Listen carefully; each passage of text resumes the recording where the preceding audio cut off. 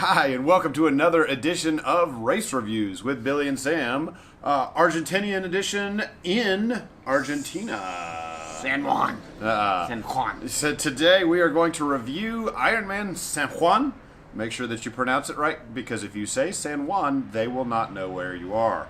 All right, so a couple of travel notes. If you're coming to San Juan, it's very, I don't want to say difficult to get to, but there's one flight. I mean, right now there's one flight from Atlanta to Buenos Aires, and there's one flight. I mean, regardless of how you get here, which airline, there's one flight from Buenos Aires to San Juan.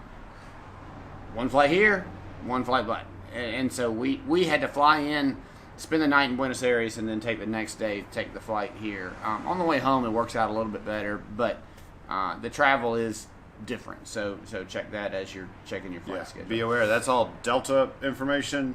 But yeah, the flight to Buenos Aires or to San Juan is at 9:40. Aerolíneas Argentinas or whatever. Yeah, it's the local airline, and I'm gonna tell you, the airport in San Juan is tiny.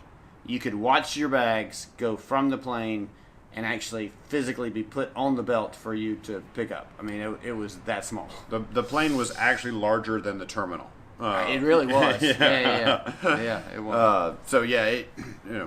Just a good FYI. So travel here is not that difficult. We're still in COVID, so all of the rental cars were all closed at the airport, so your only option was a taxi, and they only have car taxis here. I say that we saw some Ironmen jump in a giant van. So if you arrange your travel through Ironman, there may be some other things, but if you're on your own, that was like a that wasn't a taxi van, that was like a limo van or whatever, like a private car they van. like Ironman had arranged something. So and the taxis are kind of small, so one bike, one person, that's it. You're not getting two bikes in one taxi. The good news is taxis are very cheap. Yeah. So all right. So we've gotten the download on getting here.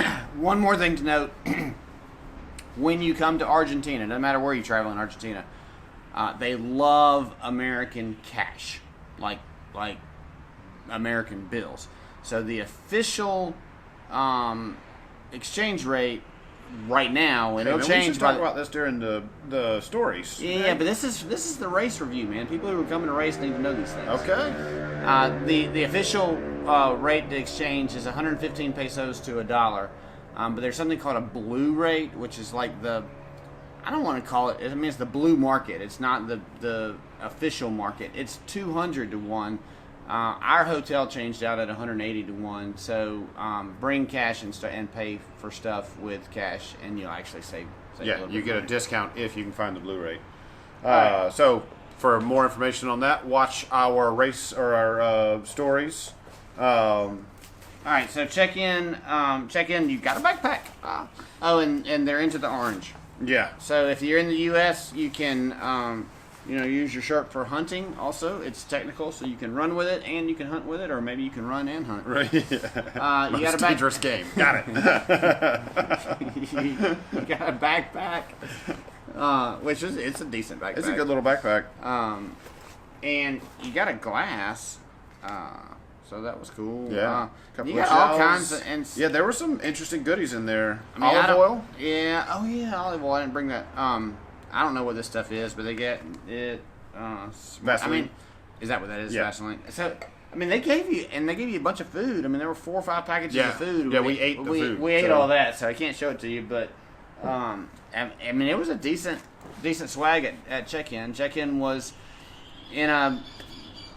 I don't want to say old museum, an empty museum. Yeah. Inside, standard check-in. They did dynamic numbering, so your number was not assigned before. You got there and you got whatever number. You wanted to get number 1, number 200, or number 400. Yeah. Those were the ones that were closest to the exit of transition. You ran a pretty good ways up transition. I don't know, maybe if they had different numbering, but it was just the luck of the draw. We got lucky. We had 223 and 225, so we were pretty close to the end. So that was nice. Bagged transition. So you got the run bag, bike bag, and Streetwear. bag with your check-in stuff.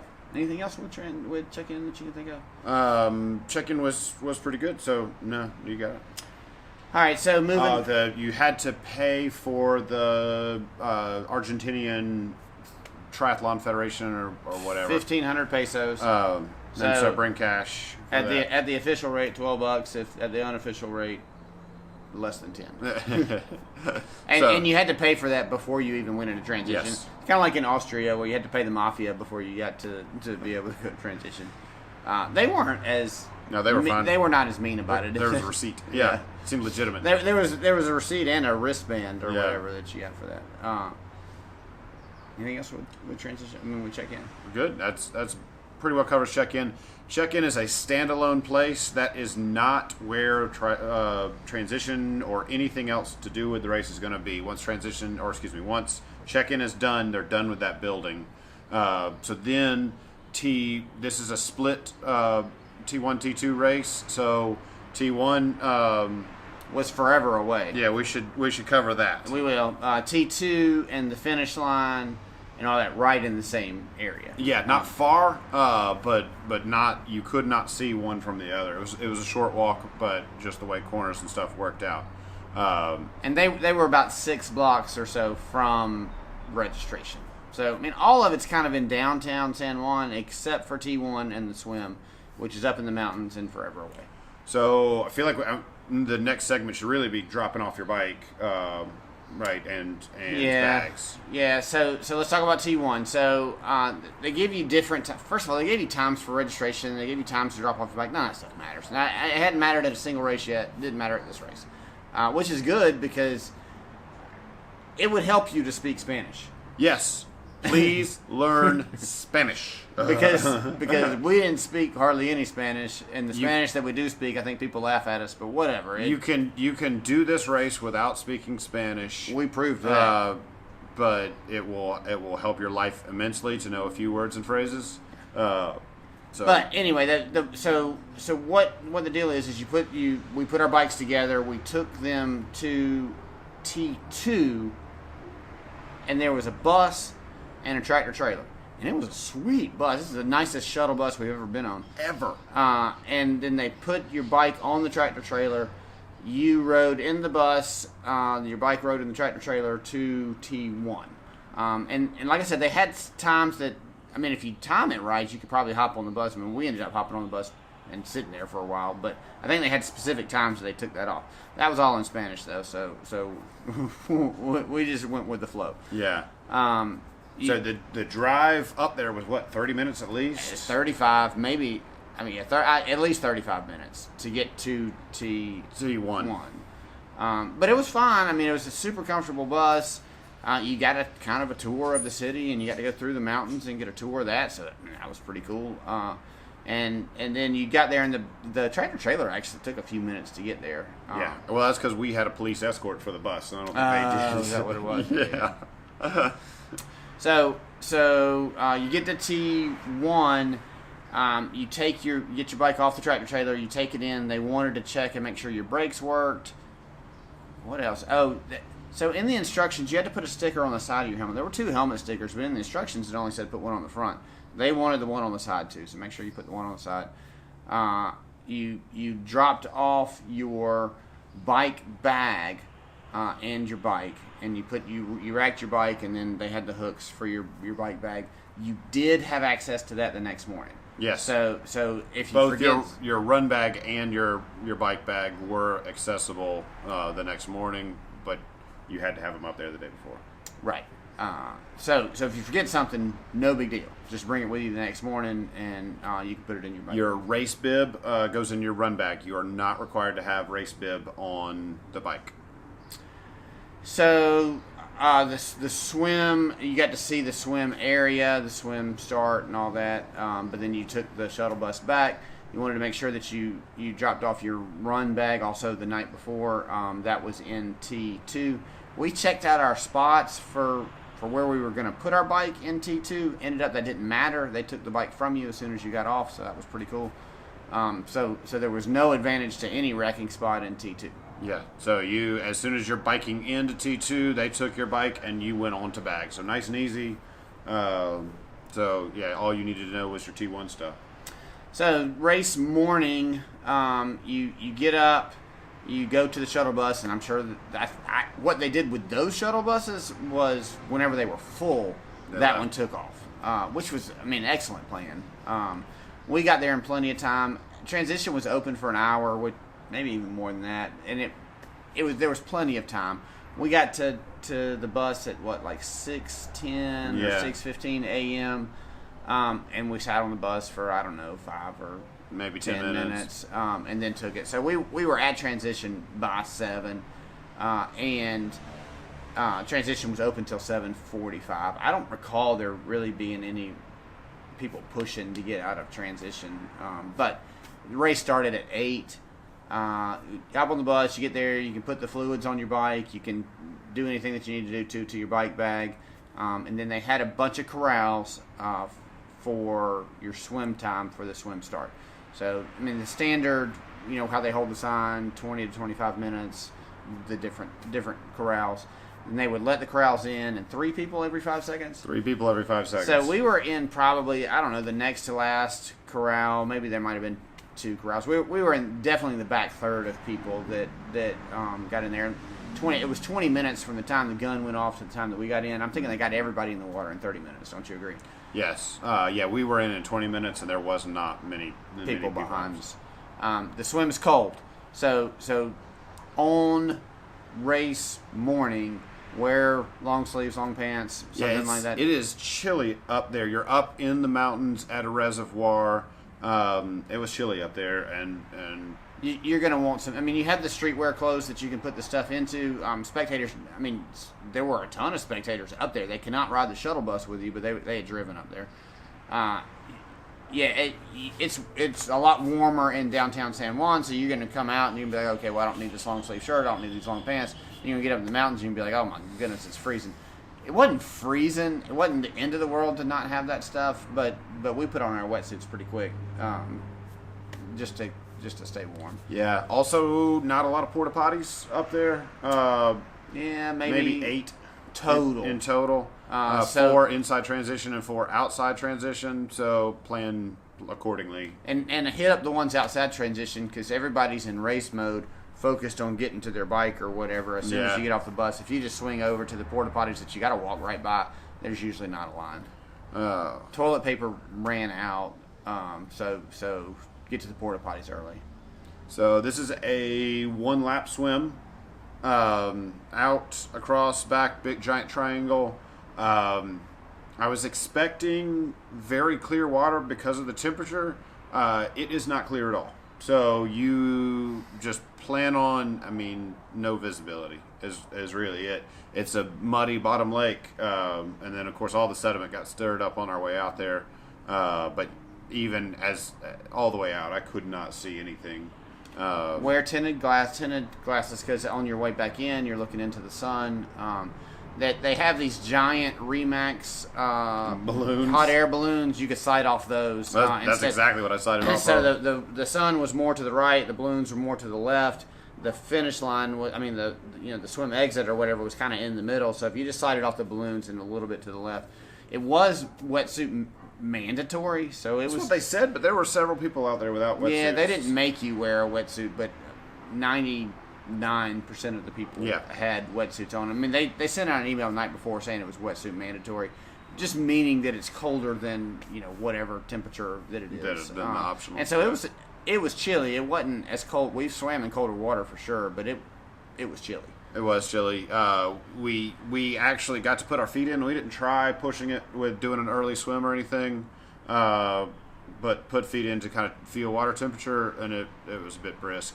When that happens, I like to bring a bottle of water to preload my wetsuit. That way there's not just cold water dumping in when you first get in. That makes a big difference. That's my pro tip of the day. I don't do that. I just get in. Just get in and suffer. So some people make it harder on themselves. The swim for me was slower than normal, and I don't really know why. It seemed to be longer than normal. Yeah, it was. I don't. We've been doing a lot of ocean and saltwater, so saltwater's faster. This is a lake swim, no current or anything, but just it was 4 minutes slower than last week. Okay. So you get out of the swim into transition. You grab your bike bag. Go ahead. So getting out of the swim is on a boat ramp. Yeah. So you do not have to worry about sand, feet, dirt, whatnot. I was clean coming out of there. Get to transition, then you got your chairs and your bike bags. Yeah, bike bag, chairs that you sat in. You took off your wetsuit, put on your bike stuff, jammed all your stuff in the bag, and handed it to a volunteer. And they brought it to T2 along with your streetwear bag. The bike out, so you ran up, and you're running up this boat ramp, and they could make that transition as big as they want. Because so this is like a reservoir, and they must have a rainy season and a dry season. And it must be in the dry season because it's a boat ramp. And I don't think we were at the end of the boat ramp because we walked up. You felt it and you touched it with your fingers swimming. But when we got out of transition to the end of the boat ramp, 1 mile. Yeah. Yeah, you heard that right. 1 mile of a boat ramp. So it's not. I mean, it's uphill. It's not super steep, but they could expand transition forever. Yeah, and have as many people in that. 5,000 people in this race if you wanted to. So anyway, you get out, you go up. It's the roads are rough. I mean, I would say that the below average roads. These are not the worst roads we've ever ridden on. I'm going to equate them to American roads, and I'd say better than Texas. Probably better than New York, and from the roads we've ridden in New York. Not as good as Georgia, Florida. So kind of, we were on some very, very good roads. So I know they can have good roads. We were also on not good roads. The transition boat ramp is. I mean, it's a boat ramp, so you kind of want texture for your stuff. So just know that. I followed a guy and found a smooth section. So if you're looking at it, you cut it into thirds. The middle third, the right side had a fairly reasonably smooth section once I found it until you got out of that mile. But you're going uphill, so chain down when you're racking your bike and just prepare for. I mean, I don't want to call it a climb because it wasn't uncomfortable. But you're going up a fairly. I mean, it's a boat ramp hill, so. Yeah. You want to prepare your bike. Otherwise, you're sitting there changing gears. You'll see it when you rack your bike. You'll see how steep it is. The bike. It's. I mean, you want to tape down everything. Tape down your. I mean, any equipment that you have on your bike that might come up when you go over a pothole or a bump or whatever. Tape it down. Because you're going to hit some potholes, you're going to hit some bumps. There are sections where it's very rough, so make sure you prepare for that. Did you see the volunteer standing in the middle of the road? Yeah, good for her. So there was a huge pothole in a shady spot. Yeah. And I mean, I had to tell her thank you because I didn't everybody even see her till I was right up on her. I was like, oh yeah, and she had a high vis vest, so it was. Yeah, they marked some of the stuff, but I mean, you could not have marked everything on this bike course. These are rough roads. Be prepared for rough roads. There were some roads. They were not that bad. There were some roads that were very smooth. So they put us on at the end of it. They put us on the interstate. The downtown stuff is all very rough, and there were a couple of rougher roads. They had I want to call them. They're not speed bumps because they were rumble strips. Yeah, I mean they're rumble strips really, but they're not close together. Yeah, it was annoyingly, and there was no real way to avoid them. I couldn't. No, I tried on the side. You were. Yeah, there was a little section over to the right, but it was only probably 6 inches wide, and then it was a pretty big drop off, and so you were going to wreck if you didn't hit that 6 inches just correctly. There were a couple of places where there were some concrete. Concrete like. Big rumble strips or whatever that you had to hit just right to go through them. But anyway, it was. I'm telling you, tape down stuff. You're not going to hate the bike. We loved the bike. I loved the bike. But you need to be prepared to have all your stuff because I mean people were losing stuff left and right. Okay, the bike itself, we looked at it, and if you look at the elevation map, it kind of goes up, up, up, up, up, and then there's like a straight up section, So and then it's nasty, kind of tabletops, and then straight down section, and then it goes over. So we're preparing for Blue Ridge crap. The good news about this bike is it's like 700 meters of elevation gain and 830 meters or something of elevation of loss. descent, yeah. So you're actually, I mean, you're in the mountains, so you're going down, and you end up in downtown San Juan, so point to point. But the climb wasn't as bad as you think. I'm with you. If you've prepared your mind for something bad, then it's not that bad. It's an aggressive climb. Oh, it is.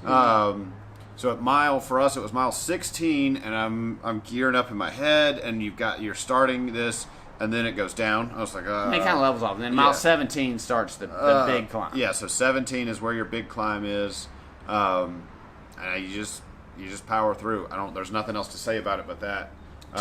It was less than 2 miles, mile and a half or mile and a quarter, something like that. So what I liked about it was the time in the race, right? So at 17 miles, you should be within your first hour or so. It's still cool because it's still early. So you put the big hill in there, but you put it in early enough that it's not punishing, right? There's no heat. There's no you're not tired from the rest of the bike, and you got it at the end. So usually I get mad when they send you up the hill and then you go straight back down. And this I was not mad at all. It afforded some pretty scenery. It added some challenge to the course and some variation. So I mean, so it was purposely put in because you turn on this road, you go up, you do a U-turn, and you come right back down. Yeah. So I mean, they added that specifically to get that hill, which is fine. I mean, usually when they do that, you're like, why did you do that at all? But for this, you did get some really nice views. You got to see the dam and all of the mountains around.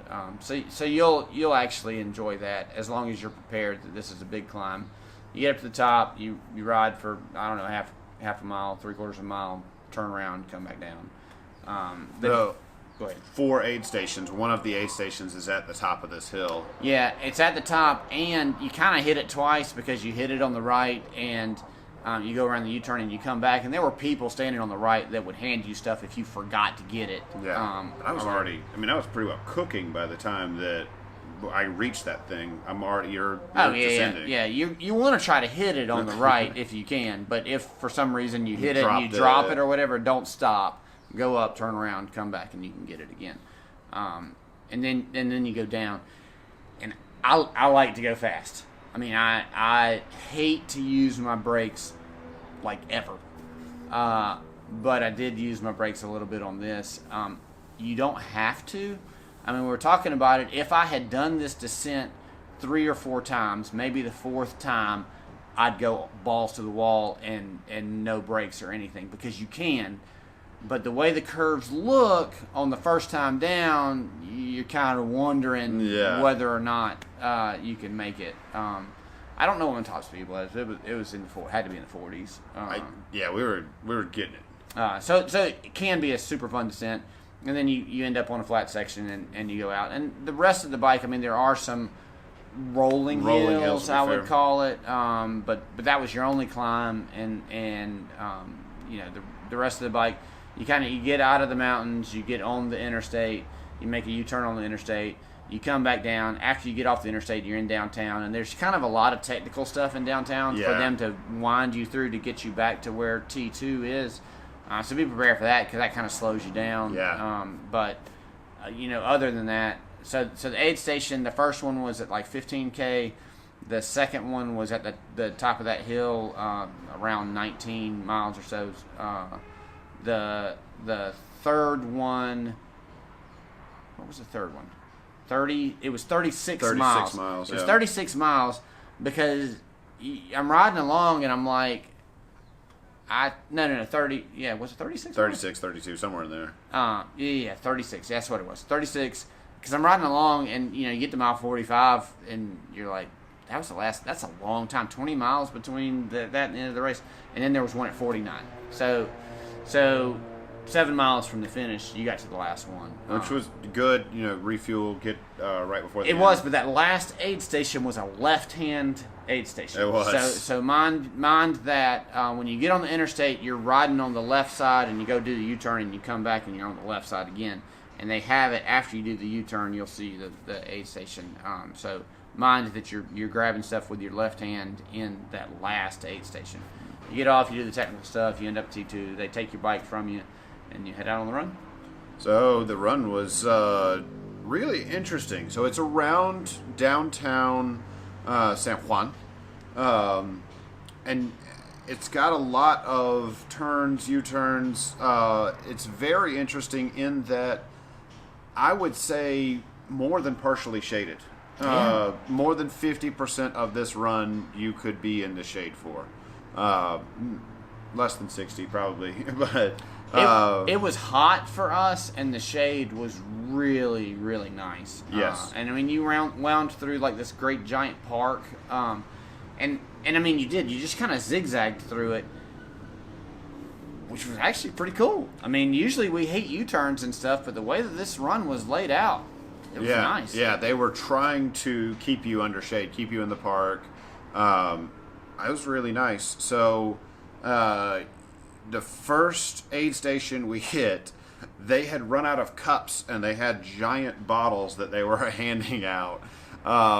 It's a 2-loop run. Yeah. The whole time we're like, dude. Uh-oh, the second lap. I mean, there are people finishing, and because we're kind of in the back. And, not kind of. Yes. We're in the back. We're at the back. And we're doing our first loop, and they're starting to run out. They've already run out of cups, and so they're handing out the actual water bottles, which were these, like, 2-liter water bottles. I mean, you pick it up, and you're like, all right, I'm going to sip this, and then I'm going to set it on the ground because there's nothing else I can do. We're like, that's not going to end well. We're going to come around the second time, and they're not going to have anything for us. They're going to be cheering, going, yeah, you got it. Great. We never ran out of water. No. We never actually ran out of cups. Yeah, somebody came back and had to restock them because next time we came around, they had it. I only found ice at one aid station. There was ice at others, so I wasn't pressing it, but it was only like out and available at one aid station. And the ice is huge. Yeah, it was giant. So I had it in my hat and could barely keep my hat on, and it wasn't that many pieces of ice in there. So just take that for what it's worth. But yeah, I brought my own.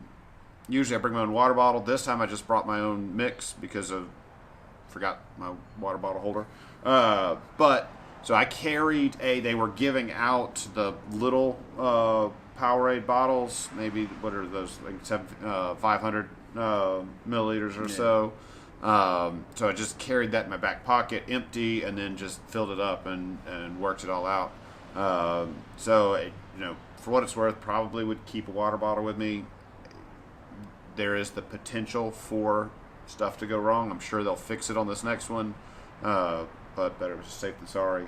It was a really fun run. The crowd was out and excited that we were out there. I mean, this is a race where the day before the race, 2 days before the race, the governor of San Juan province or whatever, which, I mean, the capital's right there, but he's at this press conference along with the minister of sport, and I mean, they're having all these dignitaries out there explaining how great it is to have this race here in San Juan. So I mean, it was, and the crowd was super happy that we absolutely were into it, and stayed. We're at the back, so still lots of people when we finished, and that's not always the case. Yep.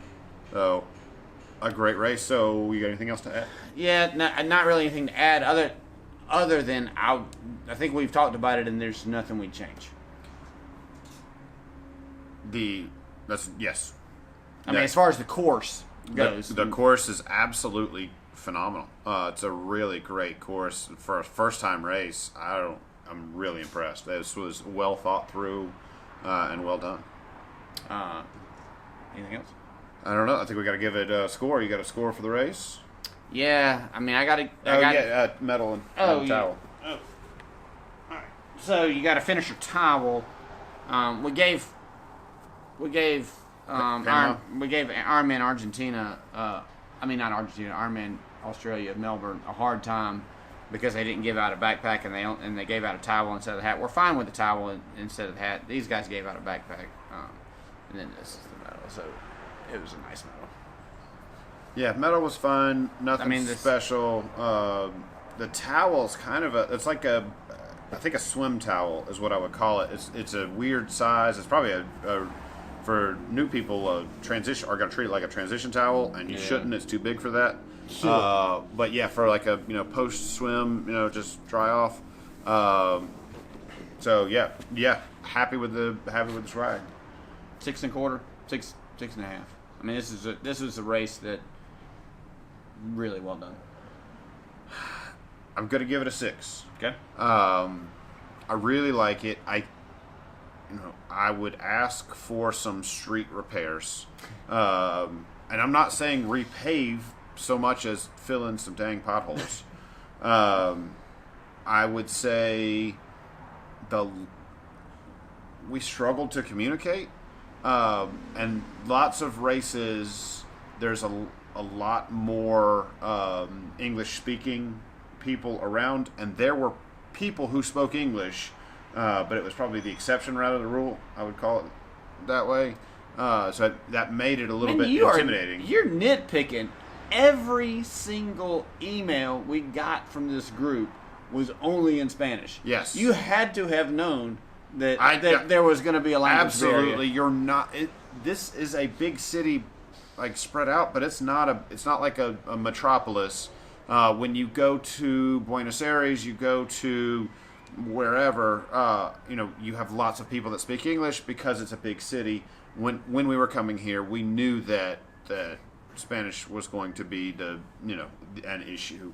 And we ate, we drank, we've gotten everywhere we needed to go, so it's not impossible, but it is a bit frustrating. So it's tough because you compare it to. You're frustrated that you're an American coming into a foreign country that has a national language. Don't speak the language. Yes. Okay. Yes, that's absolutely the case. Listen, if we held this in France, then I'm solid. C'est bien. But all right, so we highly recommend the race. It's a great race. Highly recommend. Great race. Absolutely phenomenal. Enjoy it. Check out our race stories where we can argue about other stuff. We will be arguing.